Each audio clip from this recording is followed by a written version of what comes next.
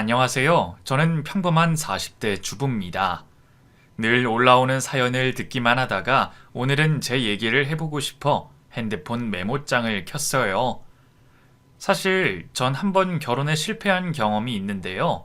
꽃다운 20대 시절 시거와 남편을 잘못 만나 참 불행하게 살았죠. 다행히 친정엄마 덕분에 이혼도 하고 통쾌한 복수도 할 수 있었는데요. 엄마가 없었다면 과연 어땠을지 상상만 해도 끔찍해요. 아마 지금도 시가와 남편에게 시달리면서 노예처럼 살고 있었겠죠? 부디 여러분은 저 같은 실수를 하지 않길 바라며 글재주는 없지만 지금부터 천천히 이야기를 시작해 볼게요. 전 어릴 때부터 사랑을 믿지 않는 아이였어요. 부모님이 하루가 멀다 하고 싸우셨거든요. 그렇다고 두 분에게 특별한 문제가 있는 건 아니었어요. 아버지는 그저 열심히 일하는 대한민국의 평범한 가장이었고요. 엄마는 자기 한 몸 바쳐 살림과 가족 뒷바라지에 힘쓰는 주부였죠. 문제는 다른 여느 집들이 그렇듯 돈이었어요. 아버지는 공사판에서 막노동을 하셨는데 수입이 들쭉날쭉했거든요. 특히 IMF가 터진 뒤로 두 분의 싸움 횟수는 점점 늘어갔습니다. 급기야 엄마는 아버지에게 이혼장을 내밀고 집을 떠나셨죠. 그때의 기억이 아직도 생생해요. 짐가방을 싼 엄마는 현관 앞에 서서 제게 손을 내밀었죠. 엄마랑 같이 가자, 수키야. 엄마가 제게 손을 내밀었을 때 저는 갈등했어요. 엄마 껌딱지였던 동생은 어느새 그 옆에 찰싹 달라붙어 저를 보고 있었죠. 수키야, 얼른! 제가 도통 움직일 생각을 안자 엄마가 한 번 더 재촉했어요. 확실히 저도 무뚝뚝한 아버지보단 엄마와 같이 살고 싶었죠. 하지만 방 한구석에 망연자실한 표정으로 앉아있는 아버지를 보니 차마 발길이 떨어지지 않더군요. 결국 저는 고개를 가로저었습니다. 그리고 엄마가 잡을 새도 없이 아버지 곁으로 달려갔죠. 싫어.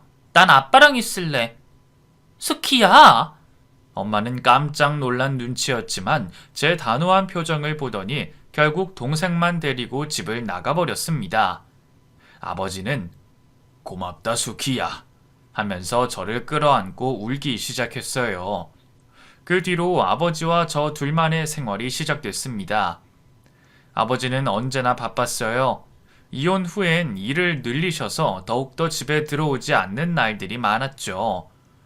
엄마가 차려주는 밥을 먹고 엄마가 빨래해준 옷을 입고 다니던 저는 순식간에 집안 살림을 책임져야 했습니다. 살림이라는 게 참 쉽지가 않더군요.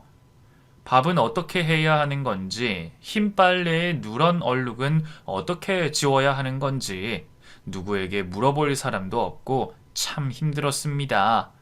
하지만 집안일보다 저를 더 괴롭혔던 건 외로움이었어요. 학교가 끝나고 집에 돌아오면 언제나 엄마와 동생이 저를 기다리고 있었는데, 이젠 학교 후 집에 와도 저를 반갑게 맞이해주는 사람은 없었습니다. 대입 입시를 위해 열심히 공부해야 했지만 도무지 집중할 수가 없었어요. 자연스럽게 성적도 떨어졌습니다. 선생님은 이대로는 전문대도 가기 힘들다면서 야단을 쳤죠. 그러나 당시 저는 될 대로 되라는 심정이었습니다. 어차피 하고 싶은 일도 없었고 대학 따위 가고 싶지 않았어요. 결국 저는 고등학교를 졸업하자마자 바로 취업 전선에 뛰어들었습니다. 다행히 고졸 전형이 있는 제법 탄탄한 중견기업에 들어갈 수 있었어요. 핸드폰 부품을 제조 및 납품하는 업체였는데 저는 경영관리 업무를 맡았죠. 처음 해보는 사회생활은 녹록지 않았어요. 업무 강도도 꽤 센 편이어서 야근을 밥 먹듯이 해야 했죠. 그래도 좋은 사수와 동료들을 만나 천천히 업무에 적응할 수 있었습니다. 그러던 어느 날이었어요. 모르는 번호로 연락이 와서 받았는데 엄마였습니다.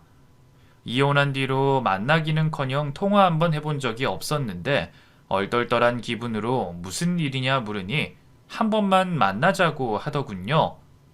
고민했어요. 엄마를 만나는 게 왠지 아버지를 배신하는 일같이 느껴졌거든요. 하지만 거절하기엔 엄마가 너무나 그리웠습니다. 결국 저는 일이 끝나자마자 회사 근처 커피숍에서 엄마를 만났어요.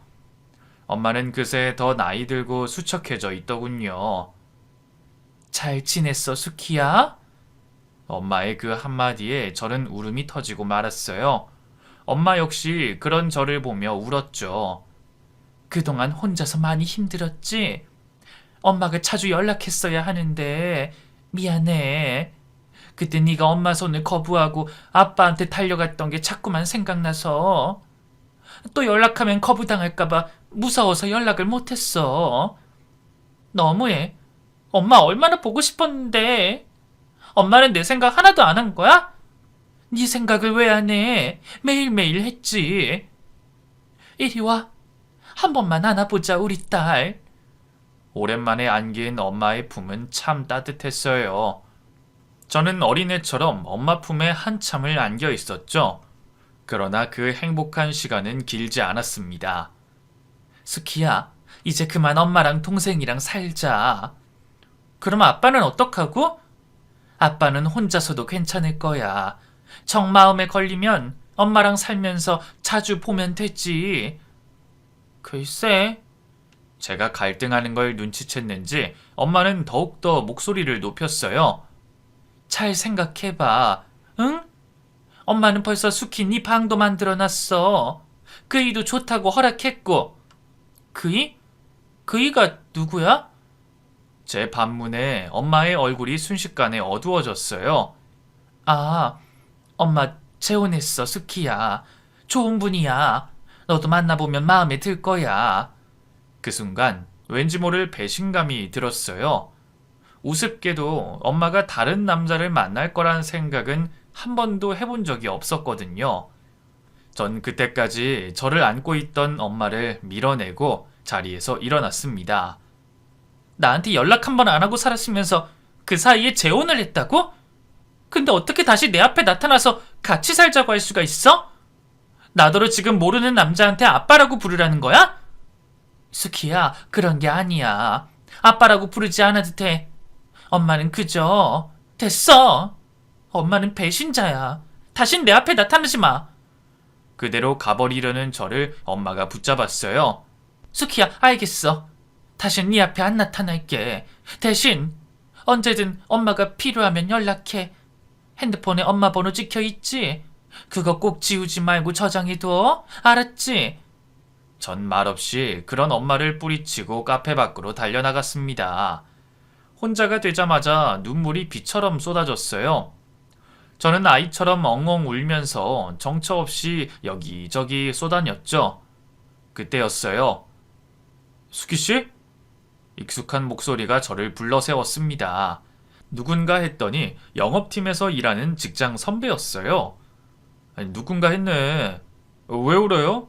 무슨 일 있어요? 갑자기 회사 사람을 만나니까 너무 당황스럽더라고요. 저는 황급히 눈물을 훔치고 목소리를 가다듬었습니다.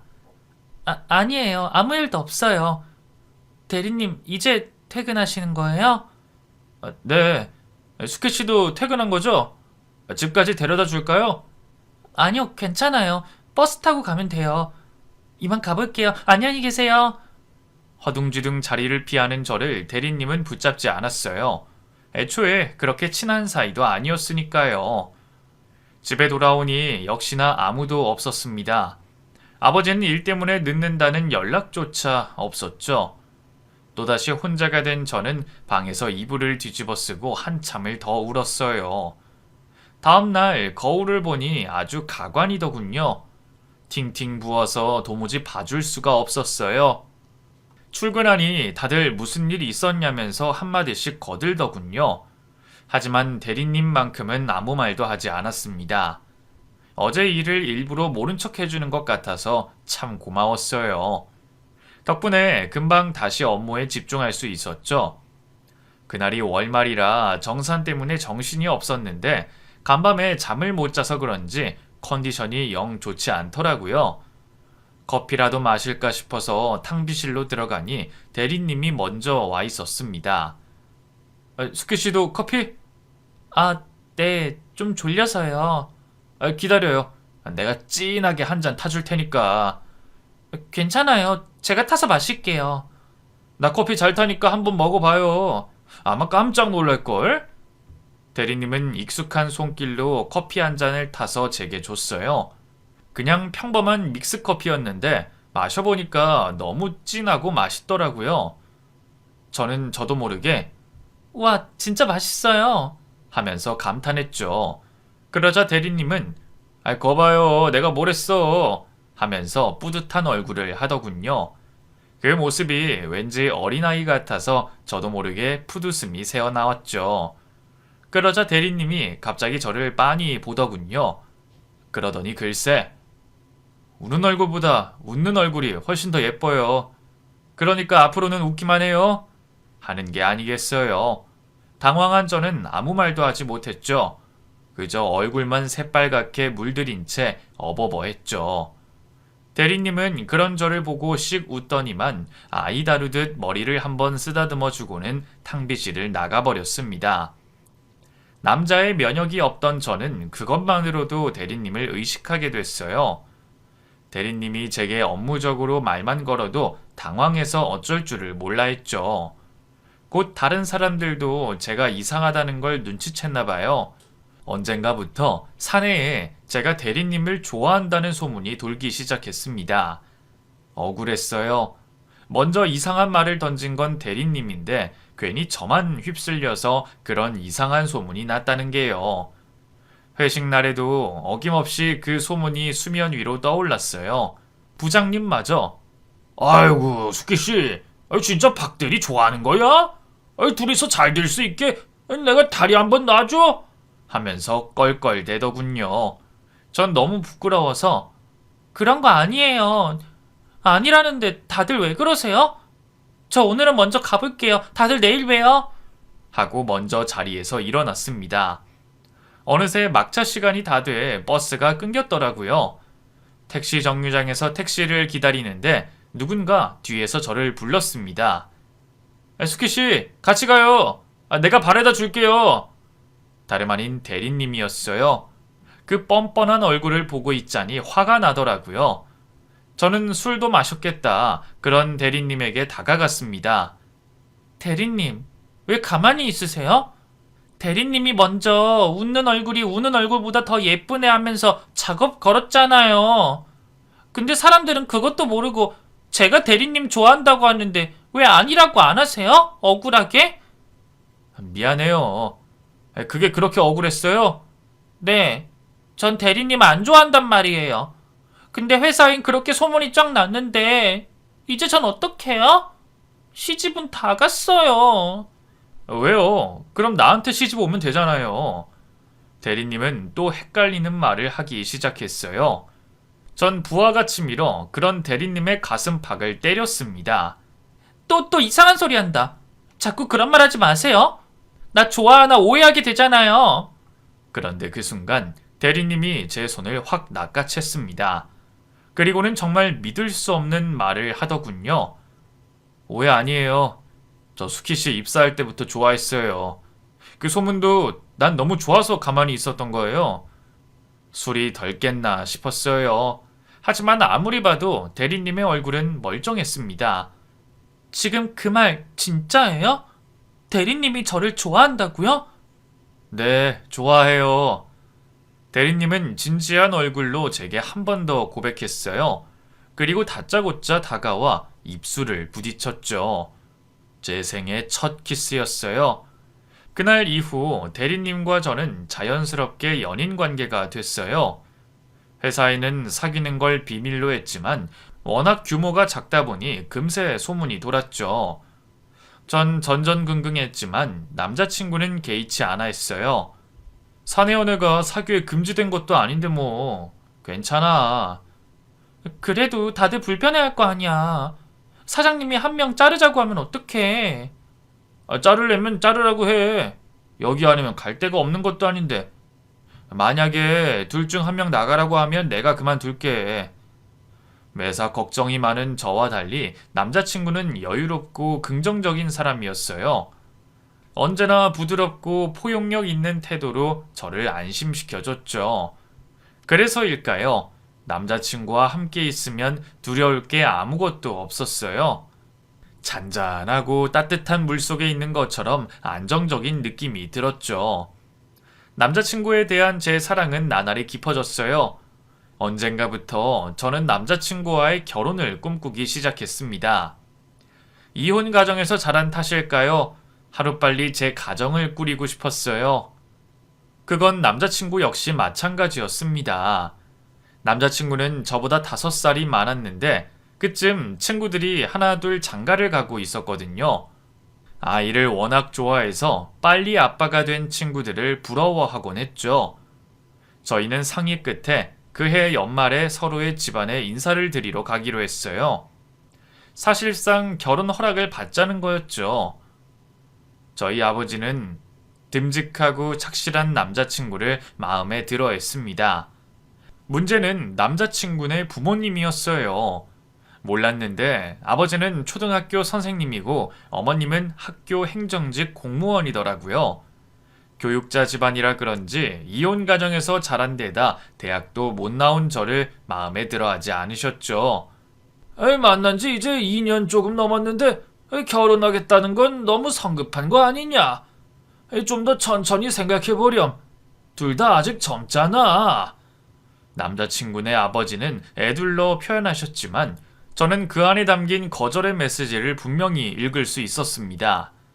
남자친구 집에 인사를 드리고 온 날 저는 속상한 마음에 잘 마시지도 못하는 술을 연거푸 들이켰죠. 내가 오빠에 비해서 참 부족한가 봐. 그런 거 아니야. 그냥 우리 부모님이 좀 낯을 많이 가려서 그래. 자기가 먼저 다가가려고 노력하면 금방 마음 여실 거야. 그날도 남자친구는 저를 위로했어요. 그리고 함께 노력하자면서 아무 걱정하지 말라고 저를 다독였죠. 이렇게 다정하고 좋은 남자를 또 어디서 만날 수 있을까 싶더군요. 놓치고 싶지 않았어요. 저는 다음 날부터 남자친구네 부모님에게 매일 안부 전화를 드리기 시작했습니다. 그리고 주말마다 선물을 바리바리 싸들고 집으로 방문했죠. 처음엔 부담스러워하던 남자친구네 부모님도 언젠가부터 저를 편하게 대하기 시작했어요. 저는 희망이 보인다 싶어서 더욱더 노력했습니다. 남자친구 아버지 생일은 회사 연차를 내고 생일상도 직접 차려드렸고요. 어머님이 건강상 이유로 퇴직 후 커피숍을 차리셨을 때 제 가게를 연 것처럼 매일 가서 도와드렸죠. 그렇게 2년쯤 지났을까요? 결국 남자친구네 부모님은 결혼을 허락하셨어요. 저는 며느리로 인정해 주신 거였죠. 하지만 한 가지 조건이 있었어요. 바로 합가였습니다. 시어머니는 아들이라고는 상철이 하나뿐인데 결혼하고 내보낼 생각하면 마음이 너무 쓰리구나 하면서 눈물을 짜내셨죠. 그리고는 우리 집이 옛날 아파트라 구조도 잘 빠졌고 상철이 방도 꽤 크거든. 돈 아깝게 혼수 이것저것 해올 게 뭐가 있니? 그냥 딱 네 몸만 들어오면 돼. 우리 오순도순 잘 지내보자꾸나 하면서 저를 설득하려고 했죠. 다행히 남자친구는 제 눈치를 살피더니 바로 거절했어요. 엄마, 신혼이면 한창 즐길 땐데 합가는 좀 그래. 요즘 누가 시가랑 같이 살아. 아이고, 따로 집 구할 돈은 있고 취업도 늦게 한 데다 허구한 날 펑펑 쓰기 바빴으면서 너 결국 엄마 아빠한테 손 벌릴 거 아니니? 돈 얘기가 나오자 남자친구는 아무 말도 하지 못했어요. 실제로 모아둔 돈이 별로 없어서 부모님이 도움을 많이 주셨거든요. 집 역시 마찬가지였죠. 저희 둘의 눈치를 살피던 시어머니는 이내 다시 입을 열었습니다. 그럼 딱 1년만 같이 살아보자. 1년 동안 살아보고 잘 맞는다 싶으면 쭉 사는 거고 아니다 싶으면 따로 신혼집 구해서 내보내줄게. 알았지? 하나뿐인 아들 떠나보내기 싫은 내 마음도 이해 좀 해주렴. 예비 시어머니가 그렇게까지 얘기하는데 더는 거절할 수가 없더라고요. 남자친구와 저는 마지못해 고개를 끄덕였습니다. 그 뒤 본격적인 결혼 준비를 시작했어요. 아버지는 제 결혼을 그 누구보다 기뻐하셨죠. 엄마를 불러야 하지 않냐면서 먼저 얘기도 꺼내셨지만 저는 됐다고 했습니다. 저를 두고 재혼한 엄마에 대한 배신감이 아직 남아 있었거든요. 시가에도 엄마와는 이혼 후 따로 연락을 하지 않는다고 혼주석엔 엄마 대신 할머니를 앉히겠다고 말씀드렸어요. 다행히 마음대로 하라고 하더군요. 식장에서 남편과 영원한 사랑을 약속하면서 다짐했어요. 저는 절대로 이혼하지 않겠다고, 이 가정을 평생 지키겠다고 말이죠. 그땐 몰랐어요. 결혼이란 게 제 의지만으로 되는 게 아니라는 걸요. 특히 시부모님과 함께 사는 이상 결혼은 저와 남편 둘이서만 잘한다고 되는 게 아니었죠. 결혼하자마자 저는 바로 직장부터 그만둬야 했습니다. 시어머니는 새아가, 네가 엄마 없이 커서 뭐 살림이나 제대로 할 줄 알겠니? 그냥 회사 그만두고 나한테 살림이나 배우면서 편하게 살으렴. 그 편이 너도 좋을 거야. 나중에 애기도 가져야 하고 하면서 대놓고 퇴직을 요구하셨어요. 제가 망설이자 나도 늙었는지 요즘 커피숍 일을 혼자 꾸려가기가 너무 벅차구나. 사람을 뽑아도 남이라 그런지 영 마음에 차지가 않고. 새아가 네가 좀 도맡아 하면 어떻겠니? 내가 더 나이 들면 나중에 너한테 아예 넘겨줄게. 하면서 커피숍 핑계도 대셨죠. 남편은 그 말에 홀랑 넘어가 저를 부추겼어요. 그래 여보, 당신 결혼 전에도 엄마 가게 가서 자주 일 도와줬잖아. 본격적으로 배워서 물려받으면 너무 좋을 것 같은데? 알바처럼 일 도와주던 거랑 내가 아예 운영하는 건 다르지. 난 자신 없어. 커피숍 그냥 차리려면 돈이 얼만 줄 알아? 남들은 하고 싶어도 돈 때문에 못해. 근데 당신은 우리 엄마 덕에 공짜로 넘겨받는 거나 다름없다고. 이 기회 놓치면 바보야 바보. 남편의 설득에 전 결국 직장을 그만두고 시어머니와 함께 커피숍을 운영했어요. 말이 공동 운영이지 시어머니는 입만 바쁘게 움직이고 실질적인 일은 제가 다 했죠.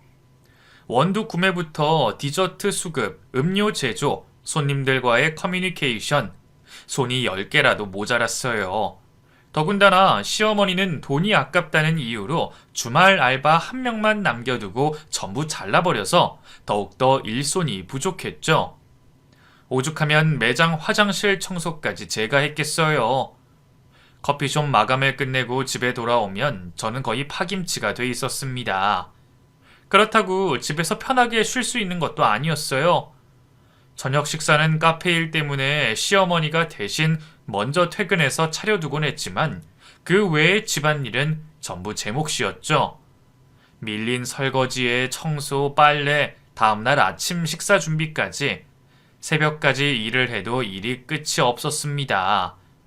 자정이 넘어서 베개에 머리를 누이면 자꾸만 눈물이 쏟아지곤 했어요.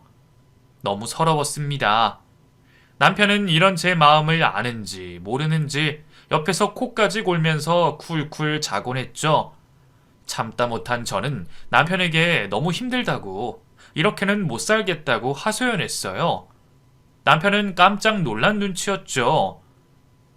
당신이 그렇게 힘들어하는 줄 몰랐어. 부모님한테 내가 말씀드릴게. 됐어. 그럼 내가 일러 바치는 꼴이 되잖아. 그럼 내가 뭐가 돼?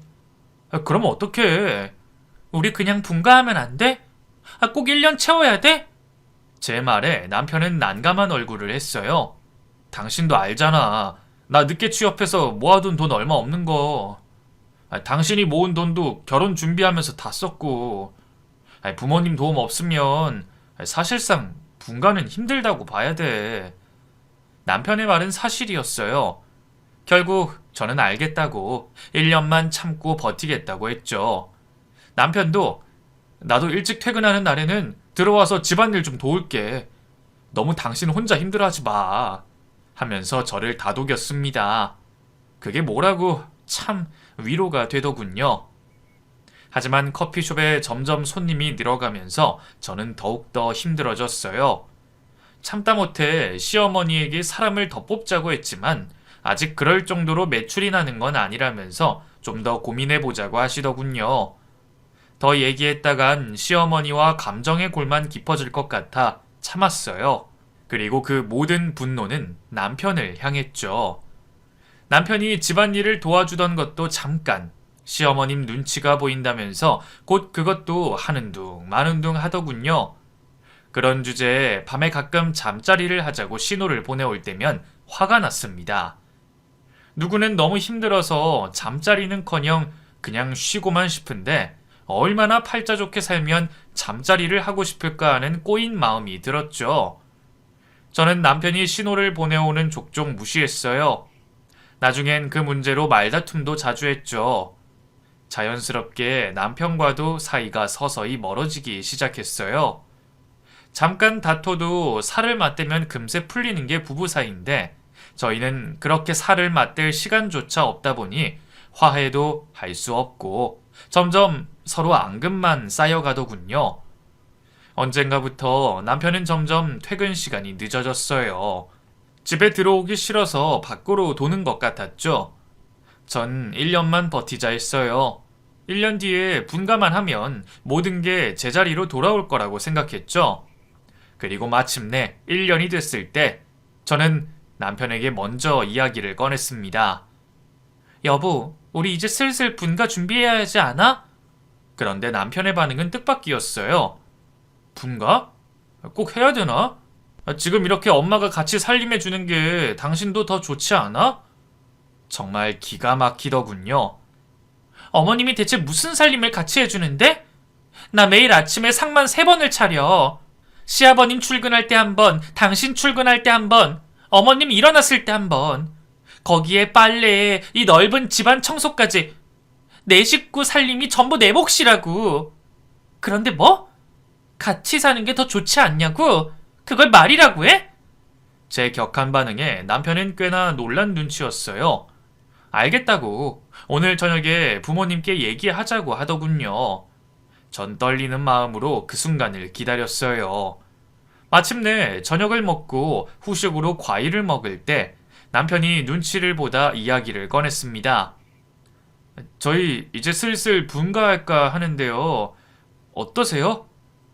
갑자기 분가는 무슨 분가?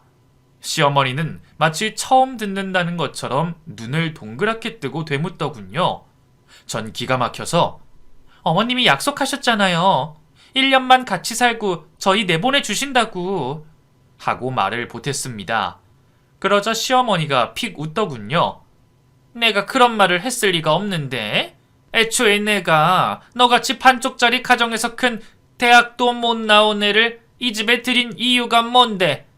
한 집에서 끼고 살면서 잘 가르치면 그래도 그럭저럭 봐줄만은 하겠지 하는 마음으로 들인 거였어. 그 모욕적인 말에 온몸이 얼음물을 뒤집어 쓴 것처럼 차가워졌어요. 사람이 너무 화가 나면 온몸이 사시나무 떨듯 떨리더군요. 지금 무슨 말씀을... 어떻게 그렇게 말씀하실 수가 있어요? 제가 그동안 어머님한테 어떻게 했는데? 네가 뭘 얼마나 대단한 걸 했다고 그래? 다른 집 며느리들은 결혼할 때 자기 조건이 좀 처진다 싶으면 억소리 나는 예물 예단 들고 오던데 넌 그것도 아니었고 결혼하자마자 회사 그만두고 내 아들이 벌어다준 돈으로 편하게 놀고 먹으면서 살림이나 하고 있잖니. 제가 언제 편하게 놀고 먹었어요? 커피숍 일이며 살림이며 너무 바빠서 엉덩이 붙이고 1분도 맘 편하게 앉아본 적이 없어요. 그건 네가 살림에도 일에도 요령이 없어서 그렇지. 하긴 엄마 없이 자랐으니 그동안 뭐 배운 게 있었겠니? 그건 앞으로도 나한테 계속 일 배우다 보면 차차 나아질 거다. 그러니 분간이 뭐니 하는 쉰소리 그만하렴. 더는 참을 수가 없었어요. 전 그 자리에서 벌떡 일어나 목소리를 높였죠. 아니요. 전 반드시 분가해야겠어요. 약속하셨잖아요. 1년만 지나면 집 구해서 내보내 주시기로요. 참나, 내가 언제 그런 말 했니? 증거 있어? 시어머니의 뻔뻔한 대답에 눈물이 솟구쳤어요. 전 그대로 방으로 뛰어들어와 문을 걸어 잠그고 울기 시작했습니다. 잠시 후 들어온 남편이 옆에서 저를 위로한답시고 아직 엄마 눈엔 당신이 좀 더 배워야겠다 싶나 봐. 1년만 더 같이 살면 분가시켜 주겠대 하더군요. 저는 벌떡 일어나 지금 그걸 말이라고 해? 애초에 1년이라고 했으면 지켜야지. 왜 그런 말 한 적 없다고 빽빽 웃겨? 어쩜 저렇게 사람이 악독할 수가 있어? 제 말에 남편의 표정이 굳었어요. 아무리 그래도 시어머니한테 악독하다니. 당신한텐 시어머니지만 나한텐 친엄마야. 말 조심해. 아이고 효자 나셨네. 효자 나셨어. 빈정거리지 마. 됐다. 내가 너랑 무슨 말을 하겠냐? 남편은 그대로 밖으로 나가버렸어요. 다시 혼자가 된 저는 더욱 서러운 마음에 목소리를 높여 울기 시작했죠. 하지만 그 누구도 저를 위로해주지 않았죠. 그 뒤로 남편과 제 사이는 더욱 멀어졌어요. 저는 계속해서 분가하자고 얘기했지만 남편은 도통 들을 생각을 하지 않았죠. 이렇게 사는 게 맞는 걸까? 이혼을 해야 하는 걸까 싶었습니다. 하지만 이혼 가정에서 자란 제게 이혼이란 일종의 트라우마나 마찬가지였어요. 난 부모님처럼 살지 않겠다고, 엄마처럼 가정을 버리는 여자가 되지 않겠다고 다짐했는데 거기서 이혼을 해버리면 제 안에 무언가도 부서져 버릴 것 같았죠. 그런 제가 하늘이 보기에도 너무 한심했던 걸까요? 더 큰 시련이 저를 기다리고 있었습니다. 평일에도 늦게 퇴근하고 주말엔 아예 콧배기도 비추지 않았죠. 그런데 설마 여자가 있었을 줄이야. 어느 날 모르는 번호로 문자가 한 통 왔어요. 자기가 제 남편의 내연녀라면서 남편은 이미 자기를 사랑하고 있으니 헤어져 달라고 하더군요. 믿고 싶지 않았어요. 하지만 여자가 보낸 사진 속에서 제 남편은 웬 어린 여자와 반나체 상태로 침대에서 스킨십을 하고 있더군요. 전 남편이 돌아오자마자 바로 핸드폰을 들이밀고 추궁했습니다. 이 여자 누구야? 이거 다 거짓말이지? 합성이지? 당신이 바람을 필 리가 없잖아. 그치? 딱 잡아떼주길 바랬는데 남편은 바로 시인하더군요. 맞아. 말해야지 생각만 하고 있었는데 나 따로 사랑하는 여자가 생겼어. 우리 이혼하자. 뭐? 이혼? 당신 미친 거야? 어떻게 당신이 나한테 이혼하자고 해? 내가 어떻게 했는데? 당신하고 당신 부모님한테 내가 어떻게 했는데? 전 벌떡 일어나 소리를 지르기 시작했어요. 내가 그렇게 큰 걸 바랬어? 어머님이 1년 뒤에 분가시켜주겠다고 약속했고 그 약속만 믿고 1년을 버텼잖아. 근데 이제 분가도 안 된다고 하고 당신은 다른 여자 생겼으니 이혼하자고 하고 이게 대체 뭐야? 다들 나한테 왜 그러는 거냐고? 그놈의 분가 아주 지겨워 죽겠어. 그러니까 이혼하자고. 이 집이 그렇게 싫으면 당신 혼자 나가서 살면 되는 거 아니야. 당장 꺼져. 남편은 갑자기 흥분하더니 격한 욕설과 함께 저를 밀어버렸어요. 남편이 제 몸에 손을 댄 건 처음이라 큰 충격을 받았죠. 저는 꺽꺽대다시피 울면서 제 짐을 챙겼습니다. 그리고 그대로 시가를 뛰쳐나왔죠. 누구 하나 저를 붙잡는 사람이 없었어요. 1년 동안 대체 난 뭘 한 건지 너무나 서러웠습니다.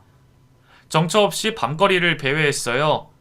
결혼 후 그나마 몇 없던 친구들과도 왕래가 끊겼고 당시 아버지는 간염 때문에 병원에 입원 중이었어요. 그 밤에 갈 수 있는 곳이 하나도 없더군요. 결혼 후 제 자아를 잃어버린 것만 같아서 너무 서글펐습니다. 카페에서 커피 한 잔을 시켜놓고 마감 시간까지 버티는데도 한계가 있더라고요. 뒷정리를 하는 직원들이 눈치를 주는 것 같기에 결국 일어설 수밖에 없었죠. 그런데도 차마 시가로 다시 발길이 향하지는 않더라고요. 바람을 피고도 적반하장식으로 뻔뻔했던 남편과 손바닥 뒤집듯 말을 바꿔버린 시부모님. 다들 제가 의지할 곳 하나 없는 고아나 다름없다는 걸 알기에 그렇게 막대한 거였겠죠. 그때 불현듯 엄마 생각이 나더라고요. 마지막으로 얼굴 봤을 때 필요하면 언제든 연락하라던 그 말이 계속 귓가를 맴돌았어요. 결국 저는 핸드폰을 뒤져 엄마가 남긴 번호로 전화를 걸었습니다. 여보세요? 수키니?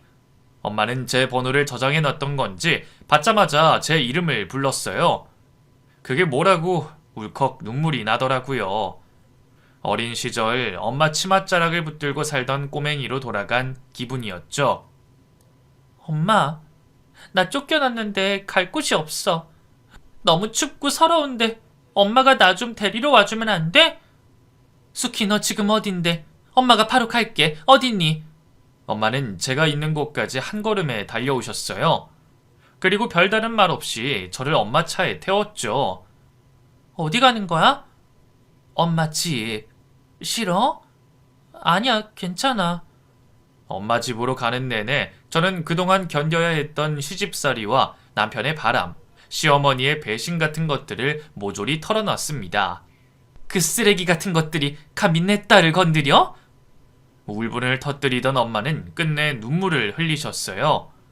어지간히도 속이 상하셨던 모양이에요. 못난 모습을 보인 것 같아 저도 마음이 아팠어요.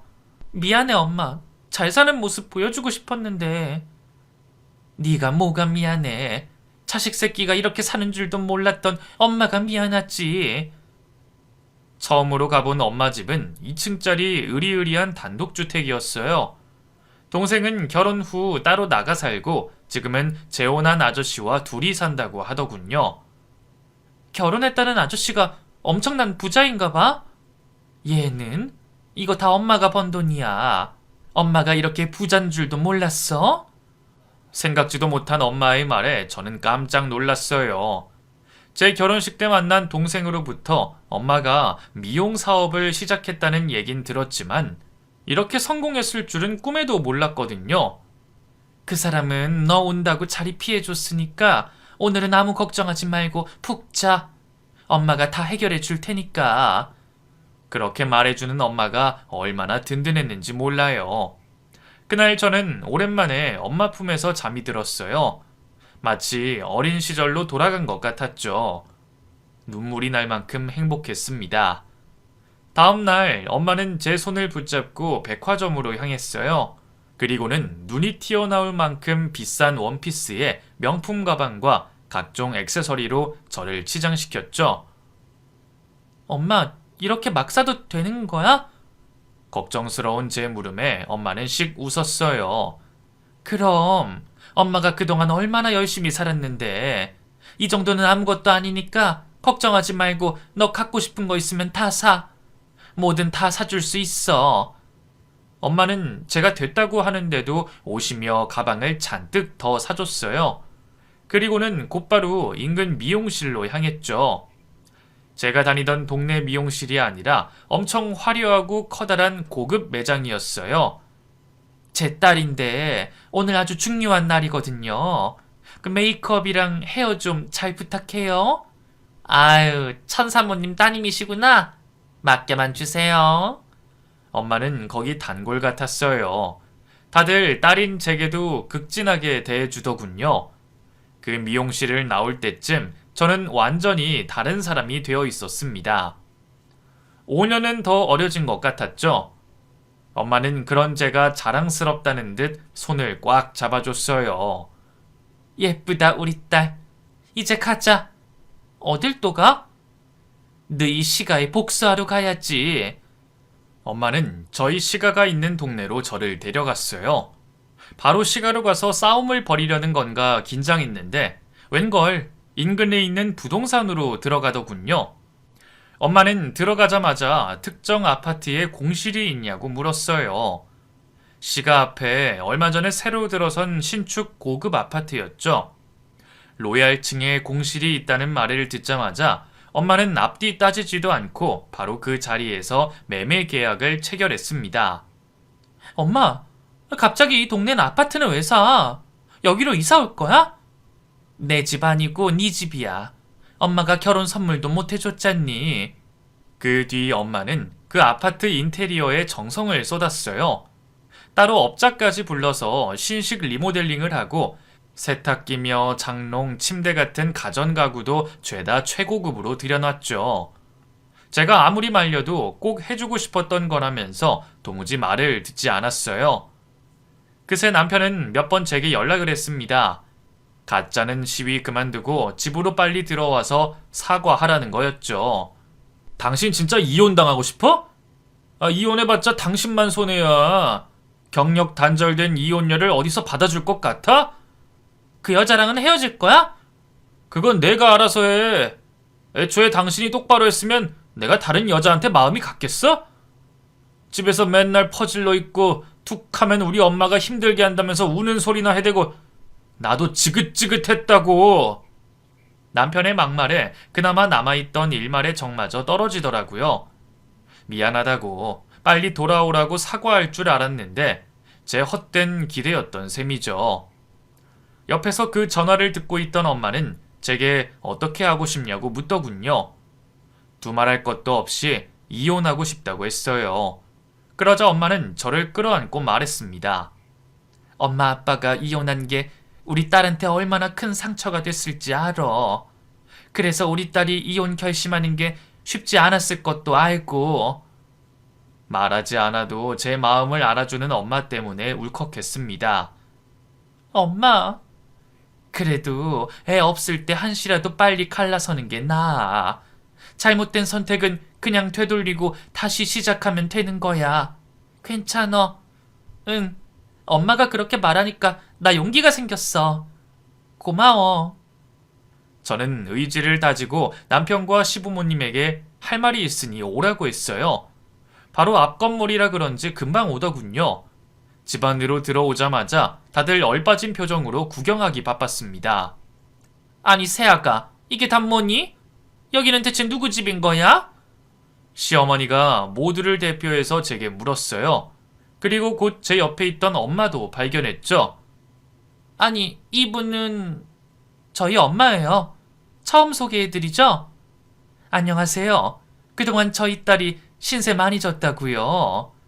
엄마의 예의 바른 인사에 시어머니는 당황한 것 같았어요.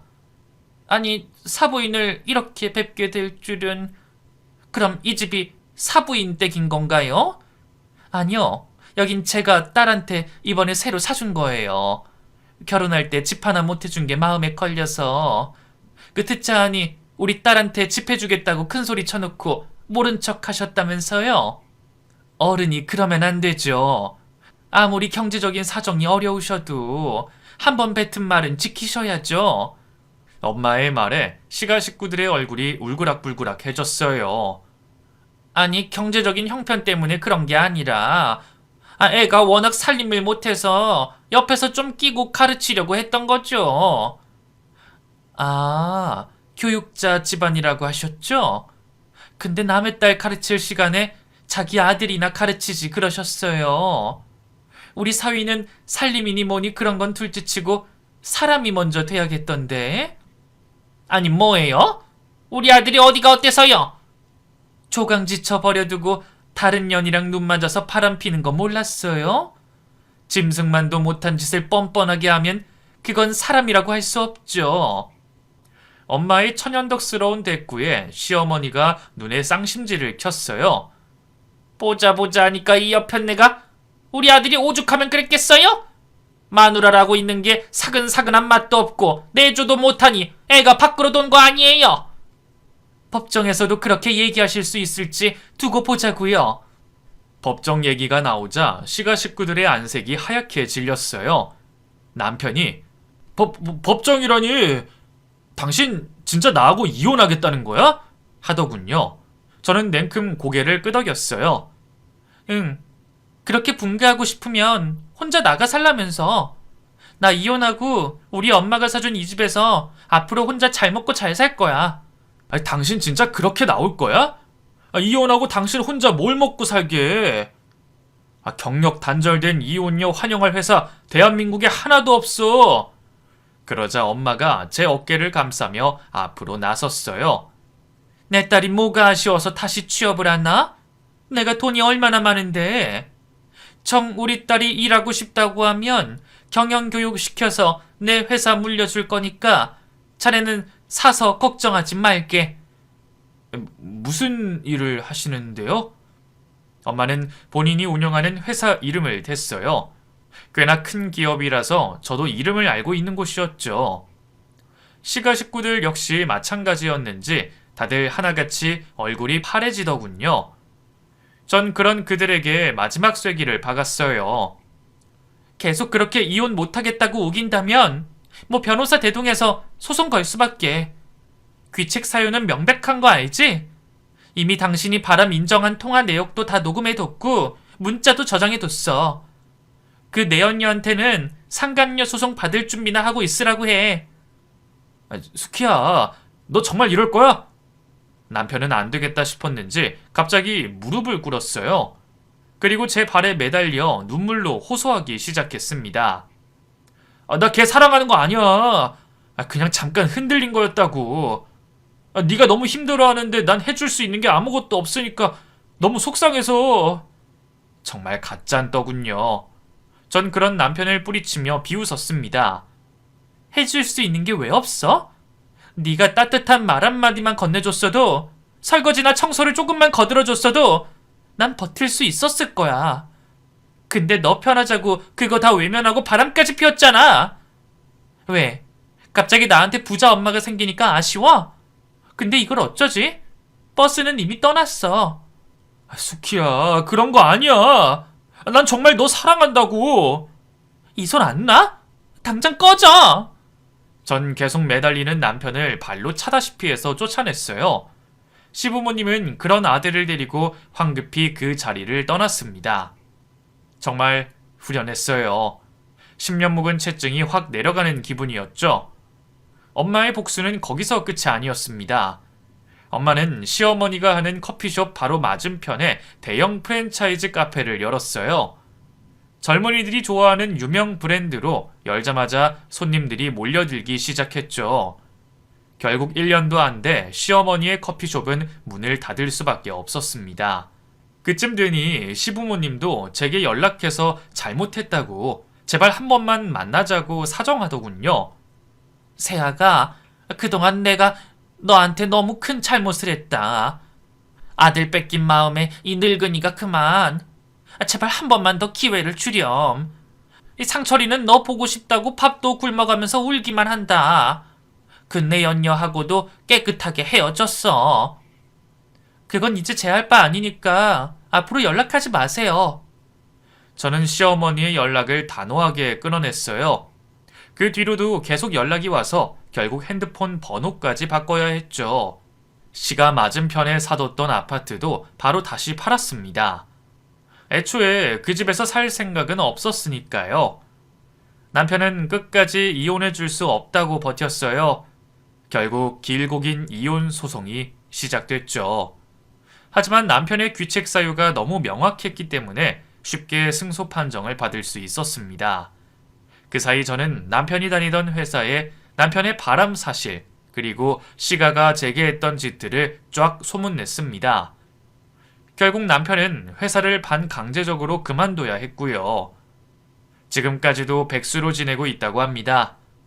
그 상간녀는 상간녀 소송장을 받자마자 바로 꼬리를 내리고 도망쳤고요. 시어머니의 커피숍도 망하고 이제 시아버지의 그 쥐꼬리만한 월급으로 세 식구가 근근히 먹고 산다는데 얼마나 통쾌한지 몰라요. 복수라는 게 복수를 한 사람에게도 남는 게 아무것도 없다는데 전 적어도 제가 당한 만큼 갚아주고 나니 후련하긴 하더라고요. 그만큼 과거도 깨끗하게 정리할 수 있었고 말이죠. 이혼 후 저는 누구보다 행복한 삶을 살고 있어요. 커피와 베이킹 공부를 본격적으로 해서 자격증도 땄고요. 엄마에게 약간의 금전적 지원을 받아 제 이름으로 카페도 차렸습니다. 제법 장사가 잘 돼서 지금은 엄마한테 빌린 빚도 다 갚았고요. 주변 사람들에게 사장님 소리 들으며 남부럽지 않게 살고 있습니다. 또 조금 부끄러운 얘기지만 마음에 맞는 남자를 만나 얼마 전 재혼도 했습니다. 사실 전 남편과의 일이 트라우마가 돼 결혼은커녕 다신 연애도 하지 않을 줄 알았는데요. 시간이 약이라고 새로운 사람을 만나 좋은 감정을 쌓다 보니 과거의 상처도 조금씩 잊혀지더라고요. 역시 사람에게 받은 상처는 사람으로 치유해야 하나 봐요. 최근엔 늦둥이를 낳아 엄마로서 열심히 살고 있답니다. 엄마는 아직도 정정하세요. 제가 결혼하던 날엔 드디어 딸 결혼식 혼주 자리에 앉아본다며 눈물을 흘리셨죠. 그 모습을 보면서 저도 같이 울었네요. 제 가정이 생긴 뒤에도 엄마와는 자주 왕래하고 있어요. 카페 쉬는 날마다 모시고 여행도 가고 외식도 하고 엄마가 아니었다면 지금의 저도 없다는 생각으로 열심히 효도 중이랍니다. 사실 몇 년 전 엄마가 재혼하셨던 분이 돌아가셨어요. 저는 혼자 된 엄마가 걱정돼서 아예 모시고 같이 살고 싶은데 엄마가 그건 싫다고 버티시네요. 자식들에게 짐이 되기 싫다면서요. 정작 저나 남편은 환영인데 말이죠. 아이들도 할머니를 참 좋아하거든요. 그래서 올해는 기필코 엄마를 집으로 모실 생각이랍니다. 아무래도 연세가 있으시다 보니까 혼자 사시는 게 걱정이 되더라고요. 올해는 꼭 엄마와 합가할 수 있도록 노력할게요. 긴 얘기 들어주셔서 감사합니다. 모두 행복하세요.